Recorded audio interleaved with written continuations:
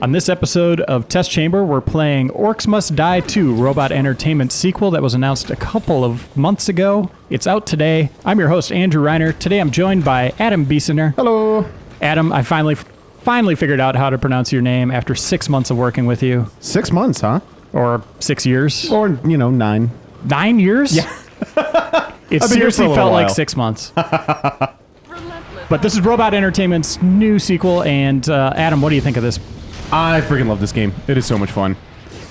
So, I'm playing actually as the new character here, the sorceress, what's her name? It totally matters.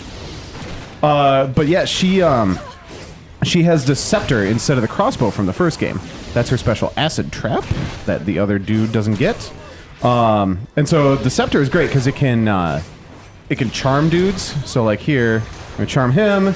He's gonna fight the other guys, and when he dies, he explodes, and then I blow the rest of them up. Oh, that's awesome. It's so much fun. And you reviewed it for Game Informer. What did you end up giving it? I gave it a 9.25. Wow. It is super great. I'm gonna turn into an ogre quick. Whoops. There we go. Now I'm gonna turn into an ogre. Gotta take care of some business. Smashy, smashy. Frost ogres are awesome. So as you can see, it's living up to the namesake of just killing a lot of orcs. So many orcs. And they've also added co-op in this one, correct? They have. I played a bunch of co-op with Kyle, another one of our editors here. Oh gosh. Oh, I hate those guys. Sorry. I played a bunch of co-op with Kyle, and it works really well. It's basically like you're playing through the same game. It's just that you are playing co-op, and it sort of naturally balances. Oh gosh. That's what happens if you eat too many explodey barrels. I can show you a cool thing if another thing. So you're talking about balance. Do they just up the number of enemies that are spit out, or no? It's like you eat a lot less. You get a lot less money to set more traps. So it ends up being a little bit easier because you have two people kind of running around and whacking dudes. Oh, gosh, I hate stupid crossbow guys. So you kind of end up with fewer traps, but you get way better scores. Because you end up with more combos. Because you can combo traps and effects together, right? So can only one person be a sorceress? No, I think you can both play the same character, okay. Yeah. And you actually have a separate like careers and everything set for both characters. Oh, I'm that's gonna awesome. use a trinket here. I just used it. I have a scavenger trinket equipped right now, which is it's a new thing for Orcs Must Die 2. It's a passive, like all the time, like dudes drop more coins, which is great. So like normally these like orcs, whoops, I screwed that up. Normally these little orcs don't drop any coins, but as you can see, there's a couple falling down here, and that's just because I have this passive trinket equipped, which is something that I unlocked with the skulls that you earn. So you're just dropping disco balls on people's heads. That was a good one. I was happy I made that. I love the acid traps. Because when you beat levels, you get skulls, and you can unlock new things and upgrade your existing things, and that's not any different from the other game. However, it's just hugely expanded in this one. Oh man, I can put. So there's a lot more traps and stuff like that. Then. Tons more traps. I was really pleased too with how different the two characters play. Like they share probably 80% of their loadout, right? There's a lot of things they have in common with each other, but the ones that they don't share are just hugely different. Like they totally change the way that you play. I have no idea what he's doing. Yeah, and usually with games like this, they're not adding a lot of new stuff just because it'll just be maybe a variation of something you've seen before. Are the new traps, do a lot of them feel different? Or are they just kind of doing the same stuff, just the same effects, but delivered in a slightly different way? A little bit, like the acid sprayer is kind of her version of the arrow wall. It's not massively different. It is a little bit different, but not hugely so. Stupid earth elementals. These guys split when you kill them. So he's going to split into two, and I don't... Oh, gosh. See, a lot of different enemy types, too? Yeah, there's several new ones. I mean, you're going to... I would say maybe not even half of the enemy roster is new, which isn't a huge deal. Oh, you know what I should do is I can charm one. That works way better. Check that out. Oh, no. So some of the enemies are new. It doesn't make a huge difference. The ones that are new are good because they do kind of change the way that you play and they kind of force you out of your comfort zone, which is something that is really important for a game like this. Like, a game like this can become kind of boring if you end up using the same traps and the same loadouts and the same kind of strategies all the time. But Orcs Must Die 2 does a great job of kind of pushing you into doing different things. I want to turn back into an ogre. That was sweet. Oh, I can turn these guys into things too. Yeah. Oh gosh. What did it turn into? A potion? He kind of looks like he turned into a health potion, doesn't he? Would an ogre pick that up and die? Like, drink his friend? How sinister is that? That would be awesome. So you're going to be carrying him around in your gut for days. The best part about this, though, is that I'm using a completely... I'm actually not playing very well right now. I'm using a completely different loadout than what I basically used for the most part when I was reviewing the game, and so I'm not super familiar with these traps. But what they're doing is they're letting me just totally change the way I approach things, and I did that a bunch as I was playing. You know, I'd play for a couple levels, and then I'd unlock something new and be like, oh, I should use that, and I would just completely change up everything that I do, which is, it adds so much variety and it adds so much, you know, just sort of additional interest to the game, right? Because you don't end up doing the same thing all the time, which I felt was a little bit of a problem with the first game. Now, the first time I saw the sorceress, she was wearing a different outfit. Did you dress her up like this? I did. That's one of the things you can get is you can unlock new costumes. You unlock one for beating normal mode. You unlock one for beating nightmare mode, which is hard mode, and then you can spend 50 skulls, which is a ton, to unlock even a fourth one. And which one is this? This is the 50 skull one. I didn't want to decide what else to spend my skulls on, so... Does it have a name? This is the summertime outfit. I'm not really sure what that name is supposed to mean.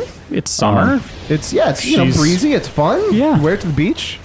Not wearing as much, obviously. Not so much, no. Oh, stupid Probably kobolds. not the best. I hate kobolds. Probably not the best armor for a situation like this. Yeah, well, she's not super good at taking hits, that's for sure. Come on. Oh, I hate those guys. Because they ignore you. Most of the other guys, like the orcs, they'll follow you around if they think they can hit you. But the kobolds just run right past and just jack your rift, which is a problem. So right now I'm playing Field Runners 2 on iOS, or actually I just finished it up. Loved it, but man, they made one bad design choice in having the waves go to like 60 or 70, and you're just playing those levels forever. This one has 8 waves, it looks like. Yep. Do they ever get kind of ridiculous, or do they kind of stay with what they did in the first game and keeping it a little breezier? It definitely caps out at about, I think 17 is the highest. And that's like, you know, way like towards the end of the game. Right. And, and they never, the levels never stretch on past, you know, I don't know, 20 minutes, 25 minutes. Unleash the horde. I should unleash. I gotta put more dudes down though, because I'm gonna have problems if I don't. That's not gonna go down far enough, is it? It is not. All right. So what would that spike do then? Would that just crush them? Oh yeah, it just pounds down and just basically straight up kills somebody. It's pretty great. I'm kind of being lazy here and just throwing a bunch of acid traps up because otherwise I'm gonna get owned. Oh, that was terrible. So that's your currency at the bottom there, right? Yep, which you earn by killing dudes. These paladins actually are awesome. I haven't used these guys before. I'm heartened to know that they're quite effective. So you're just launching a lot of acid here. These last 2 waves get pretty intense, I would imagine. Yeah, I mean, I'm kind of playing this with a somewhat upgraded character, and this is one of the normal mode levels. Like, I'm about 2/3 of the way through the hard mode right now with this character. And so it's a little bit unfair. Like, I'm kind of destroying them with stuff that you wouldn't normally have right now, just in the interest of not getting owned for while recording this video, which is probably what I would do otherwise. So yeah, but I mean, just being able to change your loadout, unlike the first game, you can refund your skulls at any time, so you can completely change your loadout. Oh, that's awesome. And all your upgrades and everything that you've bought, which is super, super helpful. Even your summertime outfit? Even my summertime outfit. If I want to spend my 60 skulls on something that's actually worth a darn, you know, in combat, I am welcome to do so. And this is available now, as I pointed out. How much is it on Steam? I think it's 20. Okay. It might be 15. I know it's not a full price, like $60 game.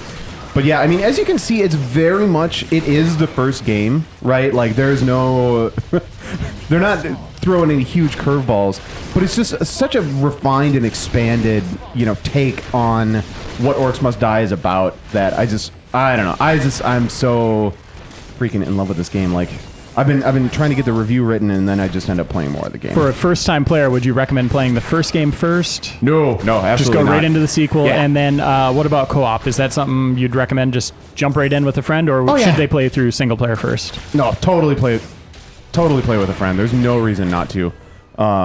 You're playing through the same levels. It's not like dedicated co-op levels. It counts for all your progress counts. So you retain everything. You're playing with the same character and all that stuff. All right, it's time to ogre these guys up. Oh man! Or die to a bunch of barrels of death. That was my backup plan. It worked out super well. Oh God, I hate those guys. Yeah. So much. So yeah, it's really fun. They even included a bunch of levels from the original game. I love it when developers do that. Which is cool because and they don't charge you as a map pack. Right, that is the key. But yeah, so they don't. But it's really fun. I've played the first game as well, obviously, and it's a super fun way to see how good all the new abilities and traps and stuff are as you wreck all the dudes that you had problems with in the first game with them. How many transformations does she have? This is the polymorph ring, which is just an item that I bought. Oh, okay. Gosh. Oh, this is trouble. Oh no! I might lose so much acid. That little jerk. He went the other way. Yeah. Well, there's a bunch of dudes over here that are also a problem. Oh, I'm losing rift points. I'm not gonna 5-skull Get him! Nah. I'm so much better at this game when I don't have to tell you about it while I'm playing it. Only one guy I got through so far. Oh no! Yeah. Oh gosh, this is just embarrassingly terrible. I apologize for everybody who has to watch this. No there problem. we go. Yeah. But you get to see the awesome dance and the awesome music. Oh, jeez, 3 skulls. That's terrible. Because the skulls are what you actually spend to unlock new stuff and upgrade your stuff. But the music is unchanged. Good replay then to get those other 2 skulls in. Oh yeah, and you're always getting new skulls and further skulls to unlock everything. It's I've put I don't know like 30, 40 hours into this game, even though it's only like 10 hours long. Well, great. I think that's a fantastic look at this. I can't wait to download it myself. We're going to just show the spellbook really quick, just to kind of show off the variety. Yeah, so this is what I've unlocked kind of through here. And then you come down, and there's a whole other like 3 pages of just traps. Oh, wow. That I haven't unlocked, and they have skull costs. There's new outfits. The trinkets are an addition for Orcs Must Die 2, and they're really powerful. Cool passive effects, different weapons. The Ring of Lightning is a favorite that casts an awesome chain lightning thing. This is what I actually have unlocked. So, and this is something they can expand through DLC as well. Easily. New levels would be awesome. DLC. What I really want to see is dedicated co-op levels, actually, which it doesn't have, which is one of the few knocks I have against the game. But yeah, it would be really easy, and I hope they do expand this game through DLC because I will totally buy it. All right, everyone, go read Adam's review. It's on the site now. And obviously check this game out. It looks fantastic. So much fun. Thanks for watching, and we'll see you on the next episode of Test Chamber.